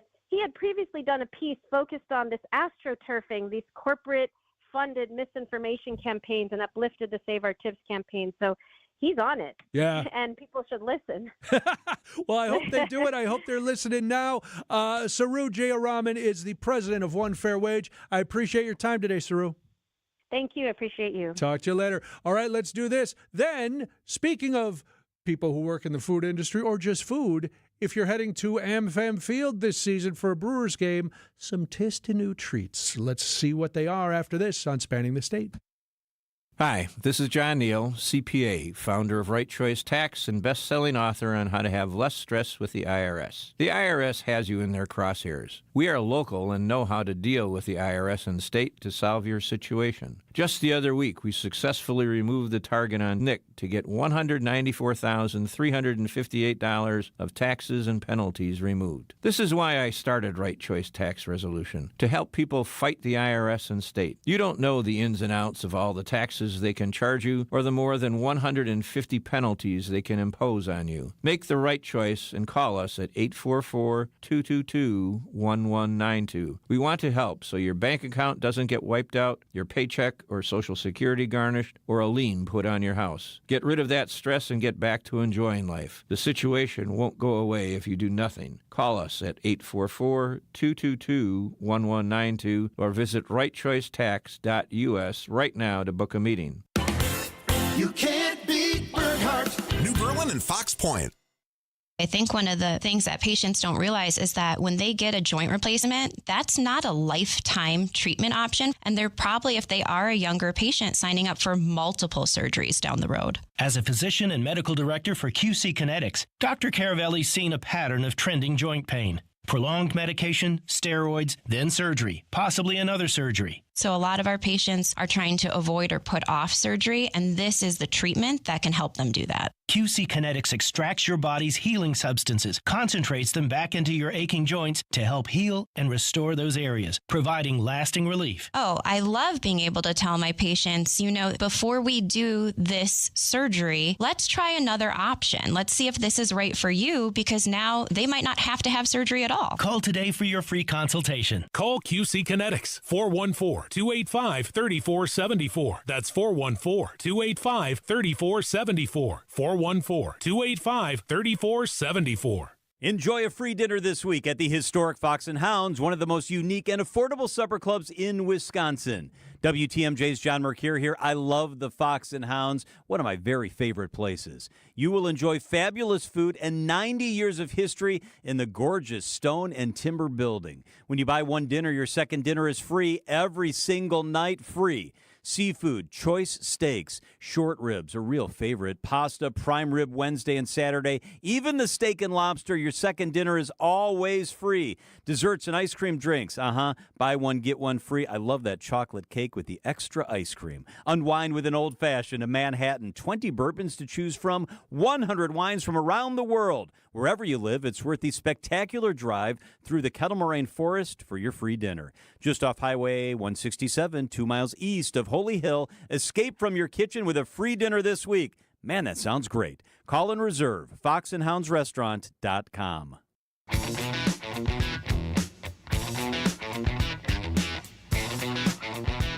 All right. Finally, we get the old man music in here. A little walk this way. Oh, you tell me this run DMC? No, it's Aerosmith. I had old man music for most of the show today. Did you? I wasn't paying attention. Listen, I'm focusing on the show. I don't have time. Now I'm in I'm seeing the finish line. I'm going to be talking about food at the ballpark. Spring is in the air. Today's the last spring training game. Of course, this Thursday is opening day. The Brewers will be in New York taking on the Yankees, and then next Monday it's opening day at AmFam Field. And man, oh man, we're going to be doing all kinds of things here on WTMJ. So you want to be around for opening day. But I will admit to being a purist when I go to a ball game as far as food.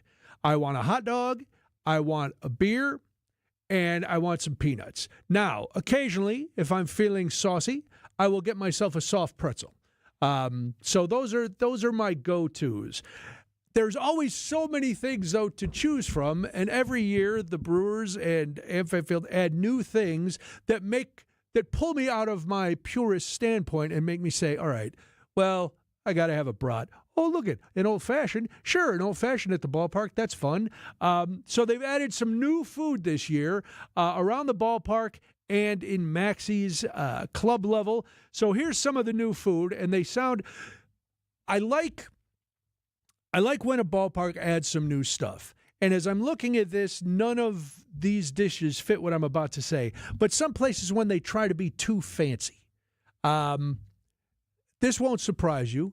But in the Chavez Ravine, Dodger Stadium, they have sushi. That seems a little, but that's, you play to your demographic. Anyway, here, chicken cordon bleu. It's a fried chicken breast, shaved ham, Swiss cheese, beer, butter, onions, and brown mustard on a potato bun. That sounds all right, except the ham. Maxie's Spicy Southern. Another chicken sandwiches have become, I think they've taken over. Can we agree that chicken sandwiches are now the top sandwich when you go anywhere? Zesty hot sauce, pickles, and comeback sauce on a potato bun. There's an enchilada dog, which is a corn tortilla with melted cheese, sour cream, onion, and cilantro. A bases-loaded potato dog. See, right, that all sounds good, but imagine now trying to walk down the aisle, you're carrying this, then you're in your little seat, and you've got your beverage either between your feet or on the little cup holder on the back of the seat, and you're trying to eat a bases-loaded potato dog, which is topped with cheddar cheese, bacon, sour cream, tater tots, and green onions. Okay, that one sounds better than the enchilada one. You don't like the enchilada dog with it's too much going on. Salsa roja, melted cheese, sour cream, onion, and cilantro? It's too much for me. But I will say, when we have a baseball game, I just want to do a straight hot dog. That's it. When I go to like a hot dog stand, I get mustard, relish, onion, peppers on my hot dog. I love a plain hot dog out of that tin box that one of the vendors is walking around with. Yeah. To me, that is the best hot dog. The tinfoil? Mm-hmm. Yes, and I feel like a child. They go, "You want a mustard pack?" No, not here at the ballpark. I just want to house a couple of these plain hot dogs. What do you put on your hot dogs? On a regular basis, mustard, relish, onion, and sport peppers. Sport peppers? They're the little green, really hot peppers. Oh, like you get on like a Chicago dog? Yeah. Oh, yeah, yum. But not at the ballpark. I don't want all those condiments dropping on me. No? No. Oh. I don't know what it is. I don't know why I like the flavor of a plain hot dog at the ballpark. But It's I got do. to be that, man. I love it. They also have a hurricane cocktail at Maxie's and chicken and andouille jambalaya, in case you're feeling like you want to be in the Big Easy when it's 100 degrees in July and you're sitting in the outfield sun. Enjoy that. Let's do this. Then there's more. It's Spanning the State. There are a lot of interesting people and traditions in Wisconsin. 1 hour of covering culture and creativity in our state is simply not enough. I'm Sandy Max of WTMJ's What's on Tap with the happy news that my show is now expanded to 2 hours. So please join me weeknights from 6 till 8 for updates on festivals, films, food, music, theater, and other ways we love to make the most of Wisconsin life. What's on Tap with Sandy Max weeknights now from 6 till 8 on WTMJ. And subscribe to the What's on Tap podcast to listen anytime you want. Hey boaters, cruise to Kendor Marine. We've got everything you need but the water. Got an old boat, a new boat in between. Kendor Marine, upholstery and parts, hard to find things. Kendor Marine. Hey boaters, cruise to Kendor Marine. We've got everything you need but the water. Everything you need but the water. Hey boaters, cruise to Kendor Marine. We've got everything you need but the water. Like a boat-loving kid in a candy store. Kendor Marine. If you have a question, we have the expertise at Kendor Marine. Hey boaters, cruise to Kendor Marine. We've got everything you need but the water. Easy to find at 57th and Ryan Road in Franklin or at KendorMarine.com. From office supplies to IT essentials, Amazon Business provides tools that help you save costs and make insight-based decisions. Learn how to bring your visions to life at AmazonBusiness.com. Built Right Furniture, Leather, and Mattress. You gotta get to Built Right today. Is outdoor living limited at your place? Well, imagine a deck, a patio, pergola, fire pit, maybe even an outdoor kitchen in your yard. Outdoor Living Unlimited is a local, family-owned company that consults, designs, and builds these things. They're the best. Let them make Outdoor Living Unlimited in your yard like they did in ours. We are Wisconsin. We live outdoors as much as possible. Make the most of it with help from Outdoor Living Unlimited. See OutdoorLivingUnlimited.com. A cancer diagnosis shouldn't mean we can't make plans. It shouldn't mean living without joy or optimism. Cancer shouldn't be calling the shots. At the Frederick and the Medical College of Wisconsin Cancer Network, we're pushing to put cancer in its place by pulling together teams of leading specialists and researchers who work tirelessly for breakthroughs, who are developing innovative ways to treat every cancer, to treat your cancer. And by providing the largest cancer clinical trials treatment program in Wisconsin. So there are more treatment options and more reasons to be hopeful. So let's keep innovating. Let's keep discovering. Let's push to make every cancer diagnosis a story of survivorship and bring back the lightness of life that cancer takes away. To learn more about breakthrough cancer care, visit frederick.com/cancer. I believe it's time for me to fly. All right, that's it for today. Kristen will be back with us tomorrow. Another big show. Hope you will join us. Wisconsin's Afternoon News is next, right after the regular news. See ya. WTMJ, W277CV, and WKTI HD2 Milwaukee from the Annex Wealth Management Studio.